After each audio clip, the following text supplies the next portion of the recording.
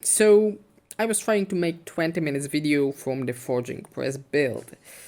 Guys, I'm sorry, it is impossible. So if you want to watch super shortcut, it is here, without talk, without explanation, without any details.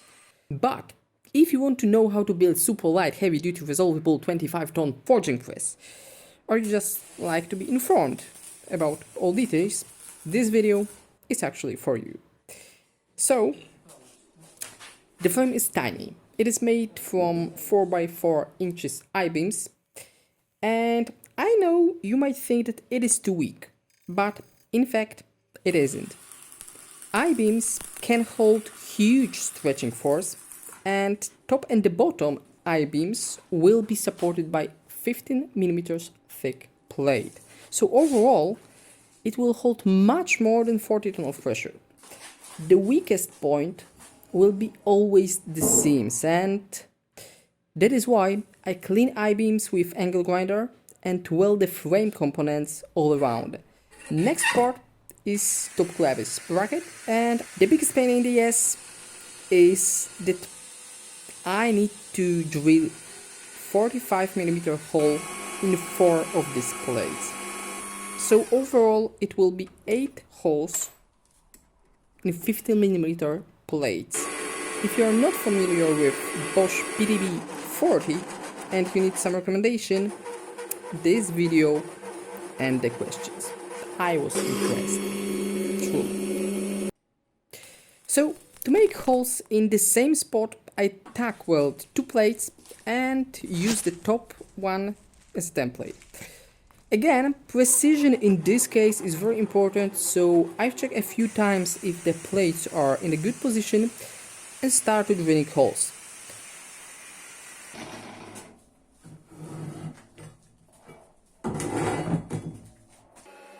Because I made holes in the middle of the plate, I had to create a space for the cylinder base. To make cuts nicer, I drilled 2 holes in the corner and finished them with the files. After that, I could weld both plates to the frame. Because the frame will stand on the base, so it will be on some height above the ground, I'm cutting, let's call them caps, from 12mm thick plate, and I'm going to weld them to the I-beam profile, and after that it will be possible to drill holes, make the threads and attach frame to the base.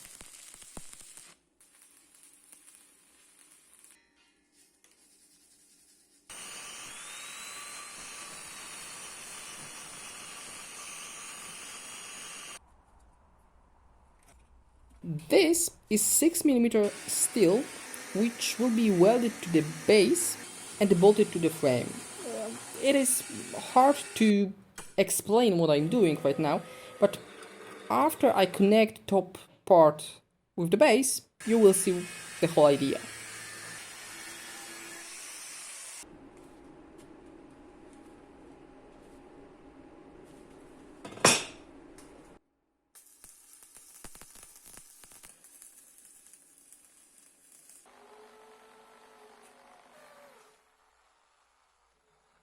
I drill 10mm holes on the caps. Next, I'm going to thread it, and it will allow us to hold the frame in vertical position. And as you can see, I can still move it by my own, so it is not that heavy.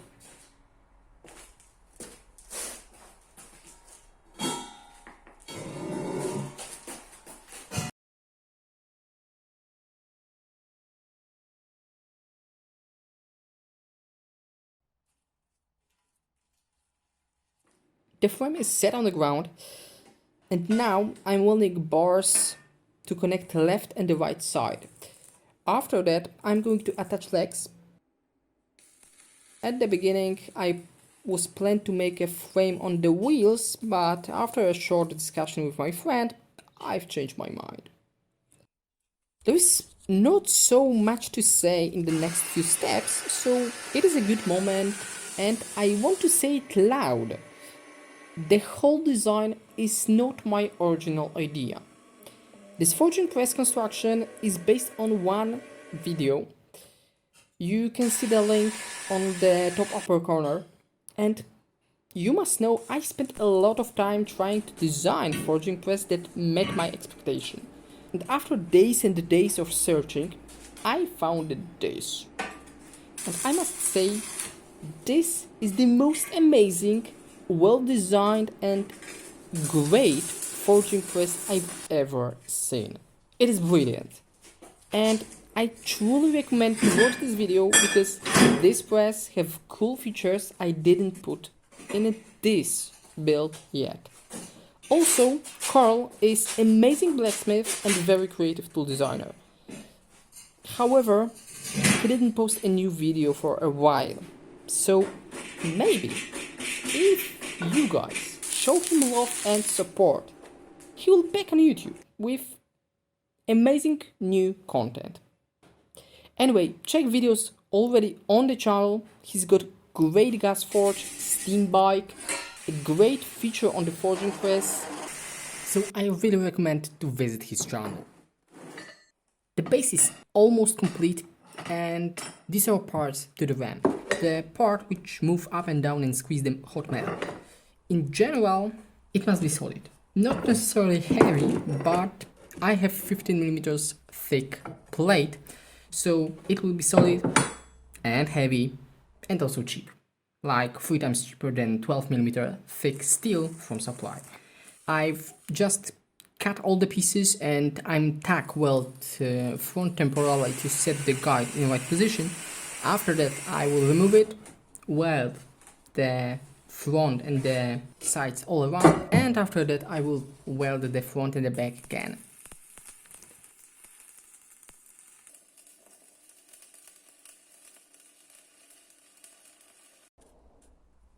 To assemble cylinders to the frame and the ram to cylinders, I had to make a pivot pins. Because I don't have a lathe, I use 3mm thick plate to make a pin stoppers.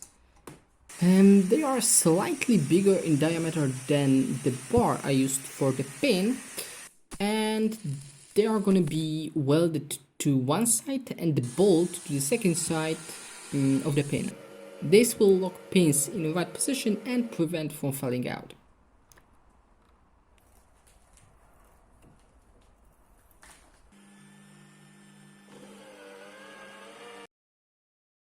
So, the first big moment. The frame goes to the base. Oh, and this is the presentation how the pin stopper works.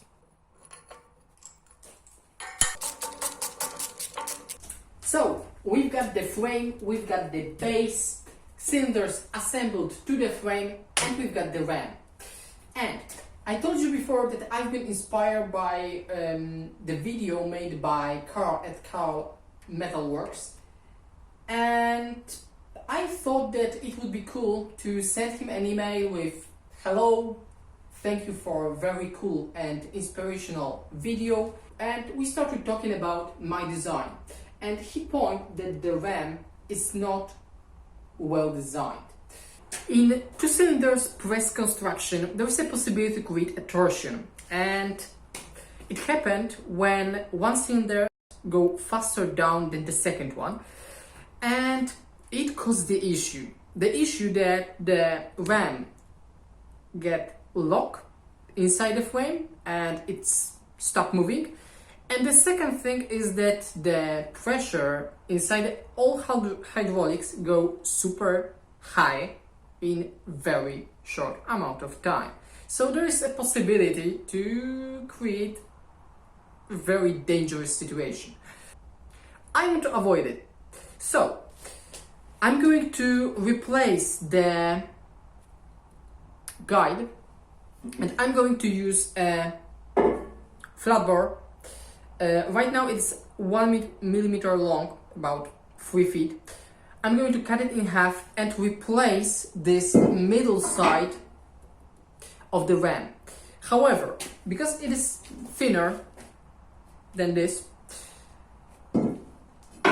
I must also make front and the back of the RAM a little different, so I must cut pieces from it and make whole RAM hidden inside the frame, so no RAM components will be proud of the I-beams. The most challenging thing is that I must remove all welds that are inside the RAM, and I have no idea if my angle grinder will reach it. And of course I cannot damage too much the front and the back of the RAM.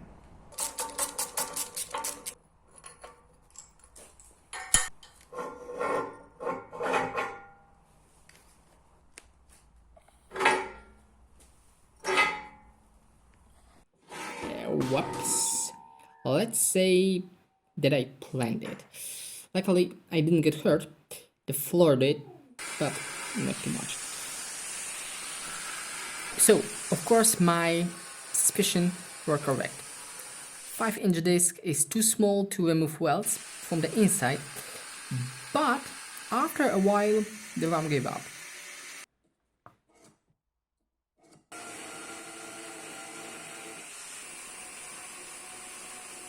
Now I'm drilling holes in 16 square rod. On each side there will be 2 of them. One will be bolted to the frame and the second one will be welded. They will hold the RAM in the position and prevent from moving back and forward.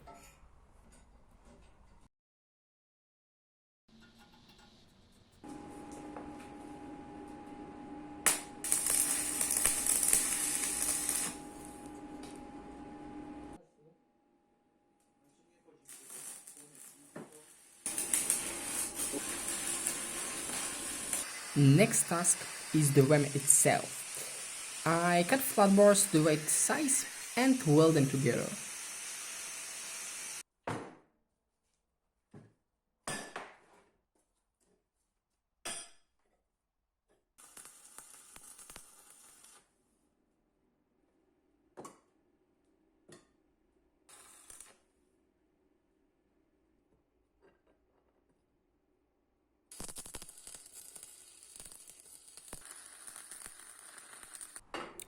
So now you can see what is the whole idea.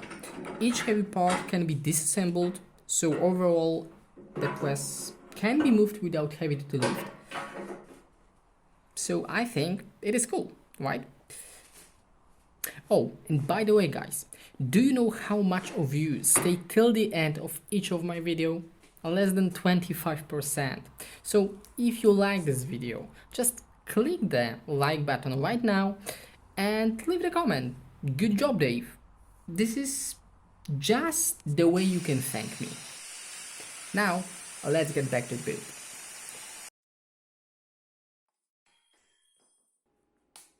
I'm welding the RAM guides with the RAM base when they are on the frame, and it's because the liquid metal shrinks when it's cooled down.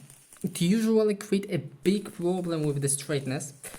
This time, because I used a lot of clamps, everything went well.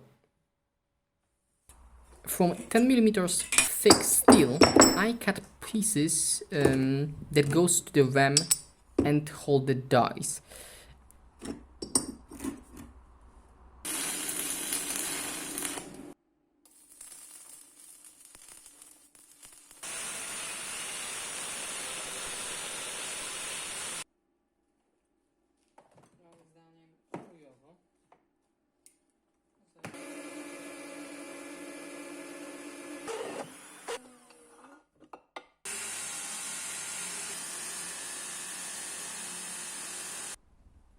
The locker, which is just a piece of flat bar, and it goes up and down and lock dies in place.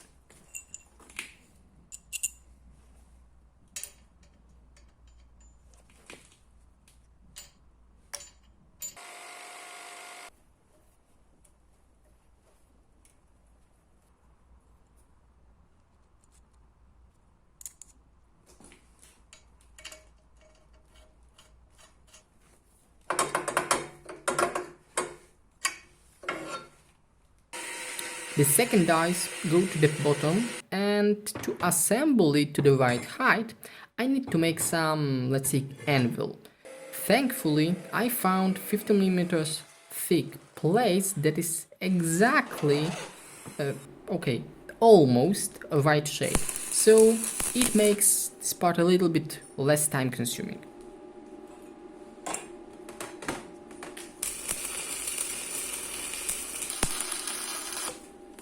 Okay, so the most heavy duty parts are done, and now we are going to make a controls.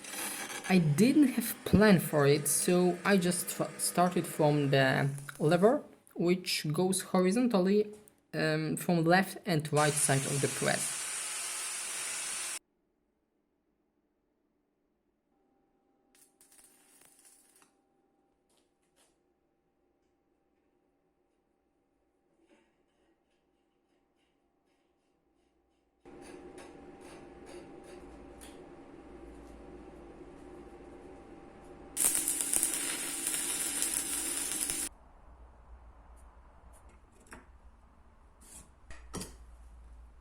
In general, I don't like to drill holes with hand drill, so if I can, I make it on a drill press at the beginning.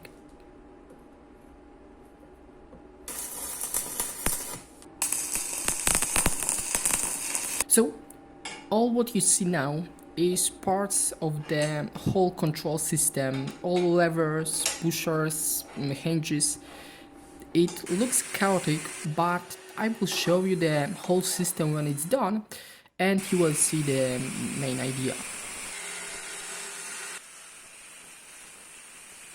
Okay, this is the moment when I make ugly self-promotion. I've got a website, darkbladeknives.com, where you can find my knives. And if you like what I do and if you like my designs, there's still a few available knives on this website, so check it. The shipping is worldwide.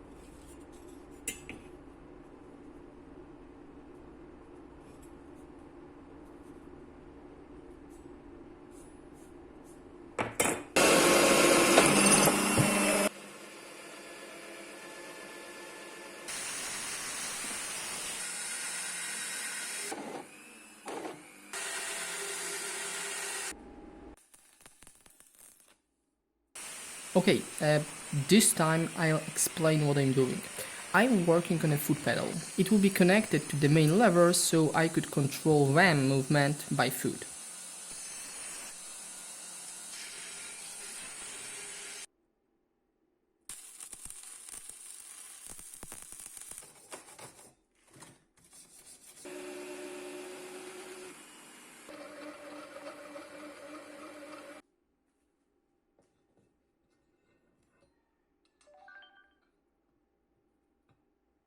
This is the foot pedal, and as you can see it moves more than one direction. So I must fix it. The best way is to lock it with the gasket by welding it to the both ends.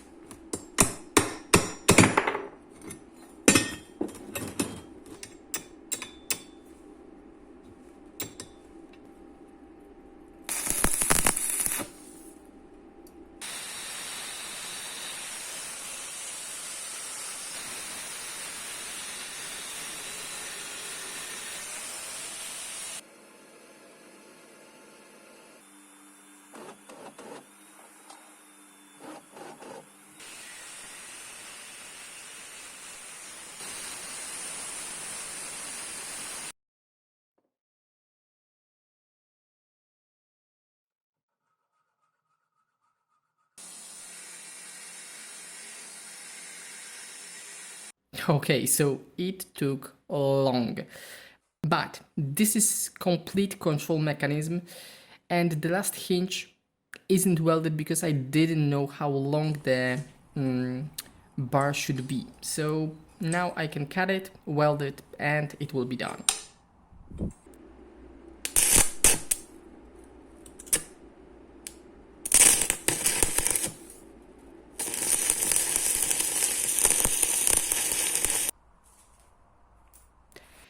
The next step is hydraulics. I was trying to find steel tank for a very long time, and in fact it took me almost 2 years. As you can see, I found something much better, but unfortunately the motor is dead. But because I bought it all of this for less than 100 bucks, the motor is 1.5 kilowatts, and I would not use it because it is too weak. I can live with that. Already I can accept the fact that I will use only tank, seal and the filter, especially if the pump, hydraulic bell housing, clutch and electric control valve works, and I can sell it for more than 100 bucks. So I believe that it was a very good deal.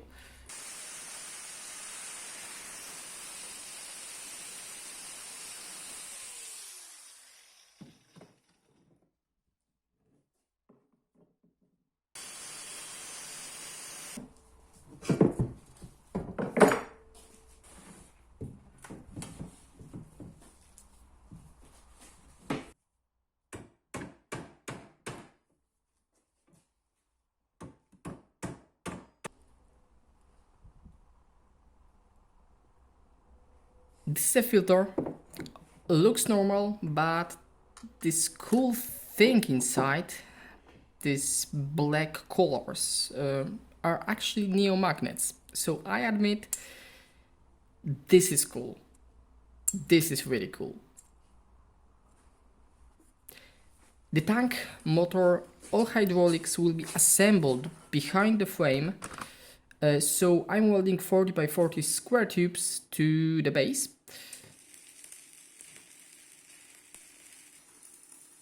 And the tank will be lying on these tubes.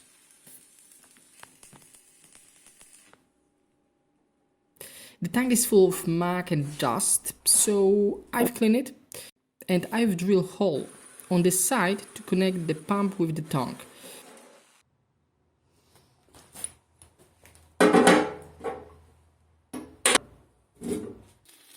I couldn't find 2-3 millimeters thick steel anywhere, so I've plugged all holes in the cover that is already with the tank. Okay, so now the hydraulics. And thing is that those and inside the tank are metrics, and those are imperial. And thing is that I have to connect it in sensible way. And by sensible, I mean useful. Let me explain. If I didn't use all of these parts, the gauge would be simply screwed to the quadrangle and it would look like this on the press.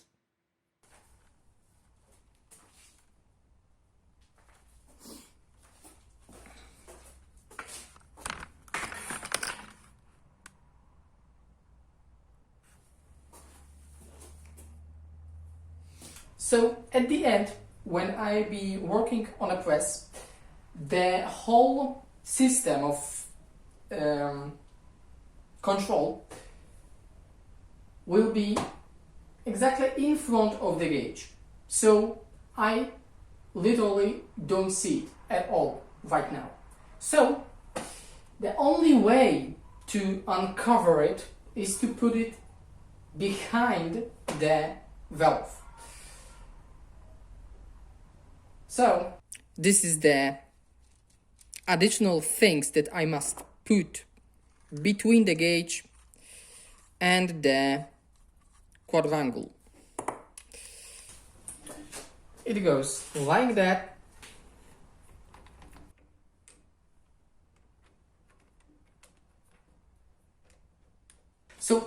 it is underneath the control, I can actually see it, and it makes it a little bit more in proper height, and it is not covered in any way. So I think it is necessary. I don't like it because there is much more places where I can have possible leak, but I believe that this is the only way. The last thing is painting, and some of you might think, come on, this is a tool, it don't have to be nice. Yes, but I like nice things, and also it will stay in good condition for longer. Also, I decided to paint it before the test run just because of two things. If I have a leak and the press will get dirty with oil, it will be easier to remove all oil from already painted parts. And if I not paint it at the beginning, if it's get there dirty, I will have to clean it super accurate with acetone, spend a lot of time on it, and because the paint don't stick to still covered in oil, it is just better solution to paint it at the beginning.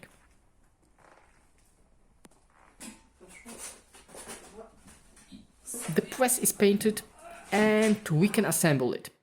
Of course, for heavy duty parts, I had to ask for help.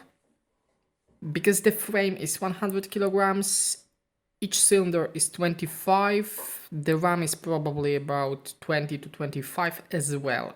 So this is not one-man task.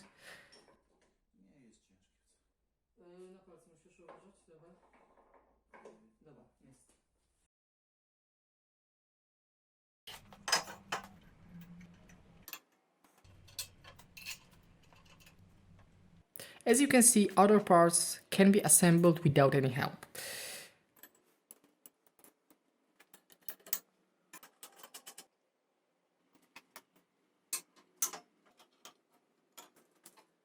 I wanted to hide all wires, hoses to protect them from hot steel. The wire from the switch to the motor goes inside the frame, and I think it is a very smart and cool idea. I didn't talk about the motor and the pump yet, and the answer is simple. I bought 4 kilowatt motor with bell housing, pump and the clutch already mounted in one piece and ready to go. That is why I will leave it without any comment. It is, sometimes it is better to spend extra bucks just to save time, and this time I think it was a very good investment.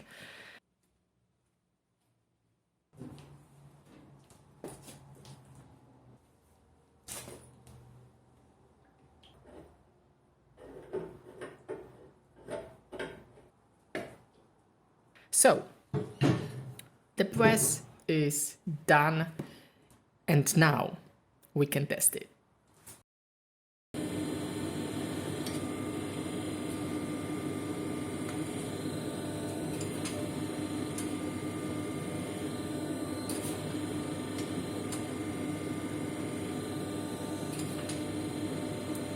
So guys, the press is done, and as I told you, this is gonna be a game changer because now we can make Damascus, we can make a Sanmai, we can make cool forged blade. So, if you like this episode and if you await for a new cool knife build, click the notification button and we see you on the next episode. Have a great day, bye bye.